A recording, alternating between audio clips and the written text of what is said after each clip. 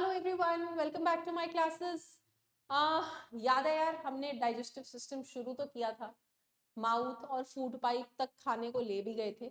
अब आज आगे पढ़ेंगे कि फूड पाइप से खाना आगे की तरफ कैसे ट्रैवल करता है, ठीक है। और next target organ as per the alimentary canal is stomach, ठीक है। तो एक बार क्विकली डायग्राम देख लेते हैं, ये ठीक है जी। डायग्राम में याद करो कि माउथ से हमने स्टार्ट किया था, सैलिवरी ग्लैंड के बारे में पढ़ा था, ईसोफेगस से खाने को घुमाया था, यहाँ पे एक दरवाजा भी पड़ा था, तो याद करना उस दरवाजे का नाम था ईसोफेजियल स्फिंक्टर। मैंने बताया था कि हमारी डाइजेस्टिव सिस्टम में जितने भी दरवाजे आएंगे उनको हम स्फिंक्टर के नाम से जानेंगे, ठीक है जी। वो स्फिंक्टर खुलता है और सारा का सारा खाना स्टमक में आ जाता है। जैसे ही दरवाजा खुला सारा खाना स्टमक में। अब आगे स्टमक में क्या होगा उसके बारे में डिटेल स्टडी करेंगे। चलिए, ये रहा मेरा फूड पाइप और ये रहा मेरा बड़ा सा स्टमक। यहां पे है मेरा दरवाजा जिसे मैं इसोफेजियल स्फिंक्टर बोला था, और ये आ रहा है मेरा खाना। ये खाना किस फॉर्म में है? बोलस। यहाँ पे कौन सी मूवमेंट हो रही है? इस मूवमेंट को हम बोल रहे हैं पेरिस्टॉल्टिक मूवमेंट। इस मूवमेंट को बोला जा रहा है पेरिस्टॉल्टिक मूवमेंट। और इस मूवमेंट से होते हुए ये हमारा बोलस, दरवाजा खुला और झट से सारा स्टमक के अंदर। अब स्टमक के अंदर आके क्या हो? आप कहोगे कि मैम डाइजेशन, स्टमक का तो काम ही यही है, खाने को पचाना। Yes, correct. तो अब जो माउथ में सिर्फ कार्बोहाइड्रेट्स टूटे थे, अब बारी आएगी अगले कंपोनेंट ऑफ फूड की, दैट इज प्रोटीन्स, ठीक है। तो हमारे स्टमक में किसकी डाइजेशन होगी? Proteins. The proteins will get digested. How? कैसे डाइजेस्ट होंगे प्रोटीन्स? That's the question. तो stomach is lined by several structures which are known as gastric glands. In structures को बोला जाता है गैस्ट्रिक ग्लैंड्स। मैंने लास्ट वीडियो में एक्सप्लिसिटली समझाया था कि ग्लैंड्स कुछ सेल की इनफोल्डिंग्स हैं जो सर्टेन टाइम में कुछ सिक्रीशंस रिलीज करती है, करेक्ट? वही चीज है। तो ये गैस्ट्रिक ग्लैंड्स भी जो सिक्रीशन रिलीज करेंगे उसका नाम होगा गैस्ट्रिक जूस, है ना? Gastric juice. गैस्ट्रिक जूस में से गैस्ट्रिक, हमारे जो ग्लैंड्स हैं उसकी सिक्रीशन को हमने बस ये जूस का नाम दे दिया, जैसे वहां पे सलाइवरी जूस को सलाइवा बोला था। सिमिलरली यहाँ गैस्ट्रिक ग्लैंड से निकली सिक्रीशन को हमने गैस्ट्रिक जूस का नाम दिया। अब ये जो गैस्ट्रिक जूस है इसके अंदर कुछ कंपोनेंट्स है। कौन कौन से कंपोनेंट्स है इसके अंदर? एक एंजाइम है जिसका नाम है पेप्सिन, ठीक है जी। एक कंपोनेंट है जिसका नाम है HCl acid, that is hydrochloric acid.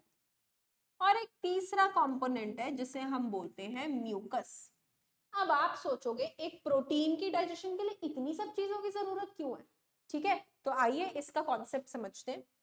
और सबसे इंपॉर्टेंट बात, हमारा गैस्ट्रिक जूस HCl बना रहा है guys, that's an acid, hydrochloric acid. कैसे हमारा स्टमक कोई एसिड रिलीज कर सकता है? और अगर रिलीज हो रहा है तो क्या हमारी बॉडी को दिक्कत नहीं हो रही होगी? क्या वो एसिड हमें हार्म नहीं कर रहा होगा? बिल्कुल कर रहा होगा, वो तो एसिड है, उसका काम ही है हार्म करना। लेकिन अब बचे कैसे और आखिर ये हमें चाहिए क्यों? तो लेट्स स्टडी। जो बेटा ये एंजाइम है ना पेप्सिन, ये बड़ी खराब है। इस पेप्सिन एंजाइम को सिर्फ और सिर्फ एसिडिक मीडियम पसंद है।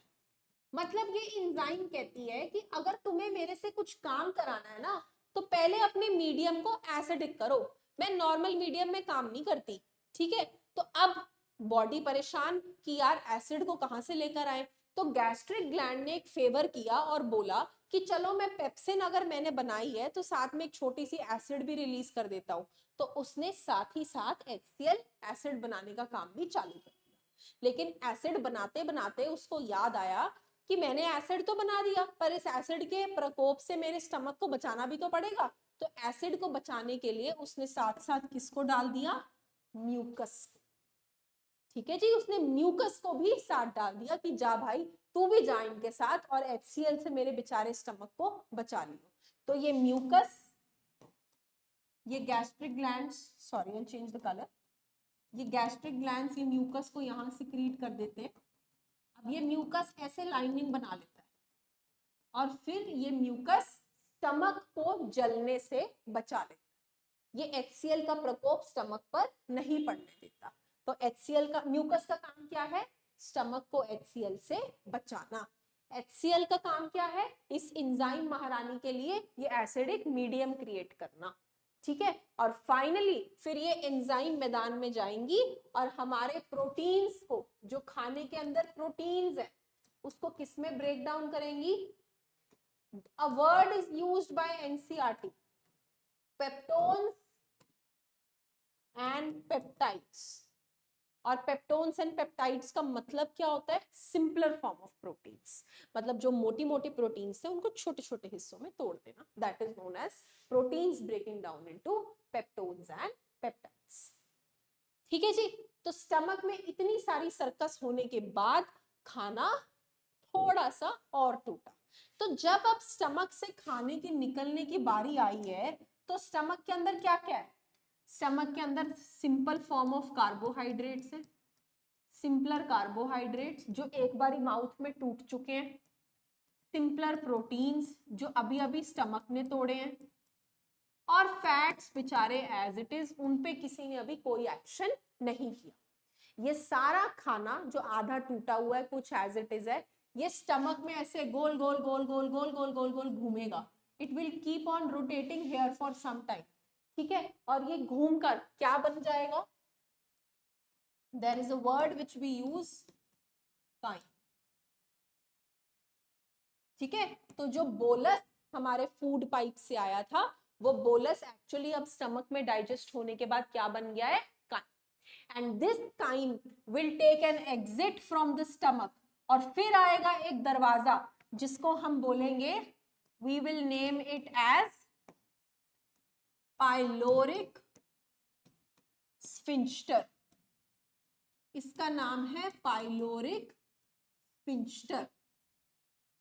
ठीक है जी, तो ये दरवाजे थे हमारे जिन्होंने ईसोफेगस से पहले खाना स्टमक में डाला, फिर स्टमक के अंदर सारी कहानी घुमाई। अब जब खाना टूट टाट गया तो उसको किधर फेंक दिया? चलो भाई आगे।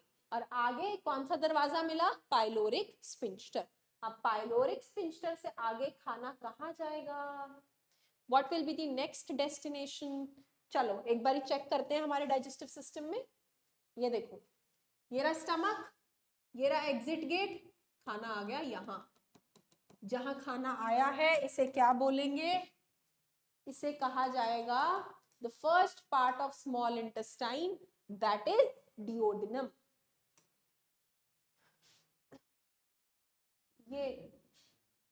ये अंदर वाली ये पूरी पाइप जो ऐसे गोल गोल गोल गोल घूम रही है ना, इसे बोला जाता है D, first part, that is small intestine. और स्मॉल इंटेस्टाइन के 3 पार्ट्स हैं।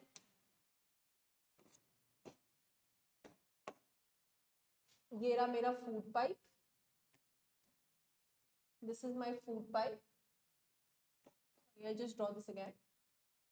Food pipe opening into stomach.